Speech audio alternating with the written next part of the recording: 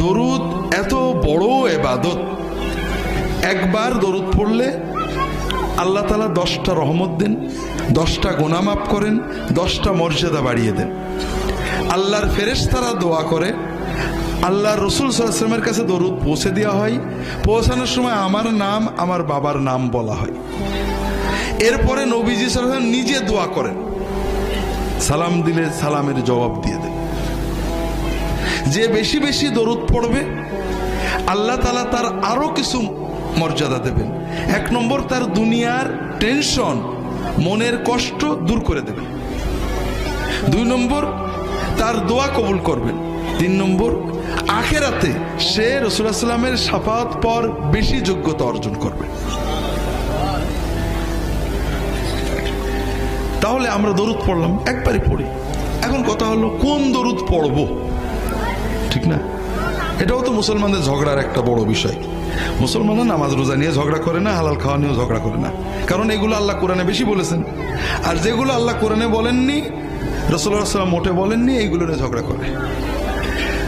দরুদ আল্লাহর ইবাদত, ঠিক না ভাই?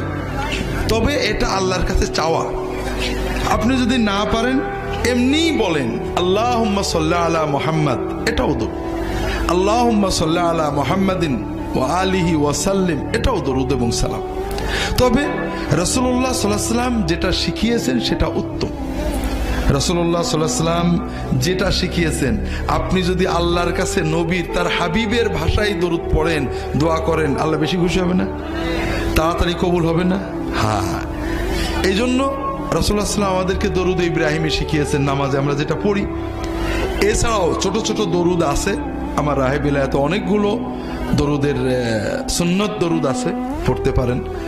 যে কোনো দরুদ আপনি একবার পড়লেন, এখনো শেষ হয়নি, আপনি আল্লাহর জিকির করলেন, আজানের সাথে নবীর দরুদ পড়লেন। রাসূলুল্লাহ সাল্লাল্লাহু আলাইহি ওয়াসাল্লাম বলছেন, সুম্মা সাল্লু আলাইয়া, তোমরা আমার উপরে আজানের পরে দরুদ পড়বে। আমাদের দেশে নেই, বাংলাদেশের অনেক জায়গায় আছে।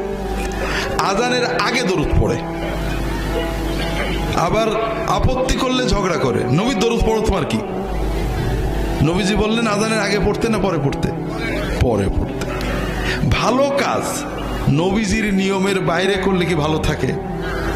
আপনি নামাজ শুরু করেন না, বিসমিল্লাহ বলা ভালো কাজ না খারাপ কাজ? বিসমিল্লাহ আল্লাহু আকবার করবেন, হ্যাঁ? কি বলবেন? আল্লাহু আকবার, বিসমিল্লাহ বলবেন না কে? এত একটা ভালো কাজ করবেন না কে? কারণ এই সময় নবীজি বিসমিল্লাহ বলা শেখাননি, এই সময় আল্লাহু আকবার বলাই হলো বিসমিল্লাহ। কথা বোঝেননি? আবার যখন আমরা কুরবানি করবো, জবাই করবো, তখন কি বলবো? বিসমিল্লাহ আল্লাহু আকবার, এটা ঠিক আছে। ওই সময় নবীজি বিসমিল্লাহ আল্লাহু আকবার বলেছেন। কথা বোঝেননি? কাজেই ভালো কাজ, আপনি নামাজ পড়বেন, আউযু বিল্লাহি মিনাশ শাইতানির রাজিম, বিসমিল্লাহির রহমানির রহিম, আল্লাহু আকবার বলবেন নাকি? আউযু বিল্লাহ ভালো কথা, বিসমিল্লাহ ভালো কথা, কিন্তু ইবাদত বন্দেগী নবীর শিক্ষার বাইরে যুক্তি তর্ক দিয়ে বানানোর মানেই হলো আপনি নবী মানেন না। নবী যে মানে সে যুক্তি খোঁজে না, সে নবী খোঁজে। আর নবী যে মানে না সে কি খোঁজে? যুক্তি খোঁজে। আমার দেখতে হবে নবী কেমন করে করেছেন আলাইহিস সালাতু ওয়াস সালাম।